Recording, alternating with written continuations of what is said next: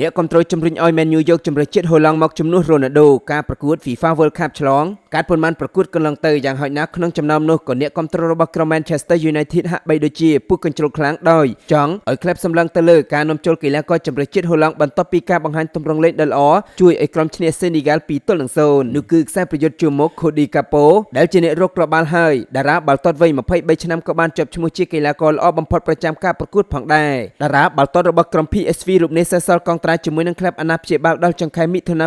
2026ហើយតម្លៃក៏អាចដល់50លានផុនយ៉ាងតូចទោះបីជាយ៉ាងណាដោយសារតែ Cristiano Ronaldo គៀកនឹងដល់វេលាចាក់ចេញក៏អ្នកគ្រប់គ្រងហាក់បីដូចជាចង់បានតារាបាល់ទាត់រូបនេះជាខ្លាំងដោយជឿជាក់ថា Gakpo អាចមកបំពេញកន្លែងកីឡាករសញ្ជាតិប៉ូទុយហ្គាល់នៅពេលខាងមុខបានស្ថិតិរដូវកាលនេះគេបង្ហាញខ្លួន23ប្រកួតរកបាន13គ្រាប់និងអាស៊ី17លើកអ្នកគ្រប់គ្រងមួយរូបបានសរសេរនៅលើបណ្ដាញសង្គម Twitter ថា Man U គួរតែបំពេញកន្លែង Ronaldo ដោយ Gakpo នៅក្នុងទីផ្សារដោះដូរកីឡាករនាខែមករាខាងមុខនេះមតិផ្សេងទៀតបានឲ្យដឹងថា Gakpo រកគ្រាប់បាល់នឹងអាស៊ីបានចំនួន33រាប់ជាកីឡាករល្អបំផុតមួយរូបនៅក្នុងទ្វីបអឺរ៉ុប Man U ចុះហត្ថលេខាយកគេទៅគឺមិនខុសនោះទេបើទោះបីជាតម្លៃប៉ុន្មានក៏ដោយ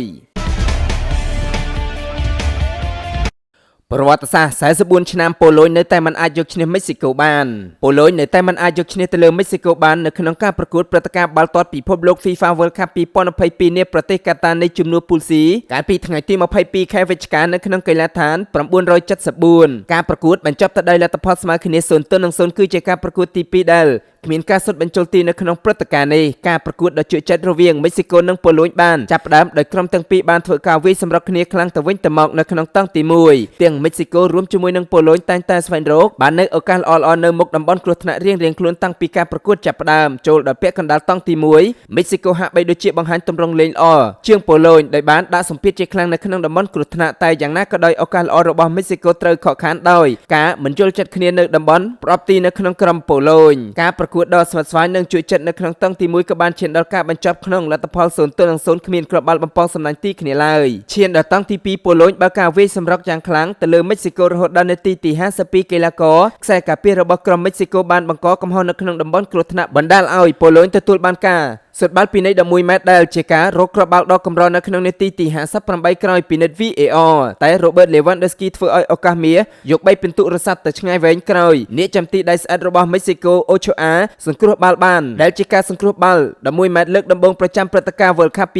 2022ក្រោយការសុទ្ធបាល់បញ្ចូលពី Robert Lewandowski បានធ្វើឲ្យ Mexico ធ្វើការវាយបកនិងដាក់សម្ពាធខ្លាំងទៅលើប៉ូឡូញជារឿយៗរហូតដល់នាទីទី68ឱកាសមាសនៅមុខលើប៉ូឡូញពីក្រុម Mexico ត្រូវបានរារាំងដោយអ្នកចាំទីស៊ីសនីពីការតែតបាល់យ៉ាងល្អរបស់កីឡាករមិចស៊ីកូឱកាសស្វែងរកគ្រាប់បាល់នៅតែជាបញ្ហាសម្រាប់មិចស៊ីកូដោយការមិនយល់ចិត្តគ្នានៅក្នុងតំបន់គ្រោះថ្នាក់របស់ប៉ូឡូញហើយការប្រកួតបានអូសបន្លាយដល់ចប់តង់ទាំងពីរគឺត្រឹមតែលទ្ធផល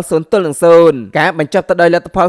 0-0គឺនៅតែបន្តជាប្រវត្តិសាស្ត្រមិនដែលឈ្នះមិចស៊ីកូរយៈពេល44ឆ្នាំបើគេចាប់តាំងពីឆ្នាំ1978មកនៃការប្រកួត World Cup ដែលជាឆ្នាំប៉ូឡូញធ្លាប់យកឈ្នះទៅលើមិចស៊ីកូចុងក្រោយបង្អស់គឺនៅក្នុងឆ្នាំ1978ហើយកាលពីឆ្នាំ2017ប្រកួតមិត្តភាពមិចស៊ីកូបានយកឈ្នះប៉ូឡូញ